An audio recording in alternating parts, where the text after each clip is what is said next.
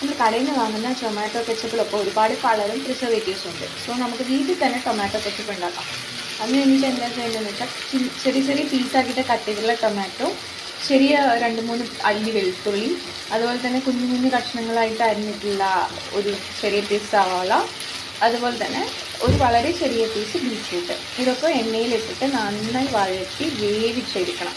ഇതിലേക്ക് നമ്മൾ കുറച്ച് ഉപ്പും ആവശ്യമായ മധുരത്തിനനുസരിച്ച് പഞ്ചസാരയും ചേർത്തിട്ട് നന്നായി വഴറ്റിയെടുത്തതിന് ശേഷം ഈ മിക്സി എന്ത് ചെയ്യണമെന്ന് വെച്ചാൽ നമ്മൾ തണുത്തതിന് ശേഷം ഒരു മിക്സി ജാറിലിട്ട് നന്നായി അരച്ചിട്ട്, നിങ്ങൾക്ക് ആ കൺസിസ്റ്റൻസി ഓക്കെ ആണെങ്കിൽ അങ്ങനെ തന്നെ എടുക്കാം, അല്ലെങ്കിൽ അരിച്ച് സെപ്പറേറ്റ് ചെയ്തെടുത്തിട്ട് കുറച്ച് നേരം ഹീറ്റ് ചെയ്തിട്ട് അത് പ്രോപ്പർ കൺസിസ്റ്റൻസി വരുമ്പോൾ ആവശ്യത്തിന് മുളക് പൊടി എരിവിന് ചേർത്തിട്ട് ലാസ്റ്റ് നമ്മൾ വാങ്ങി വയ്ക്കുമ്പോൾ കുറച്ച് നാരങ്ങയുടെ ജ്യൂസ് ആഡ് ചെയ്ത് കഴിഞ്ഞാൽ നമുക്ക് ഹോം മെയ്ഡ് കെച്ചപ്പ് റെഡിയായി.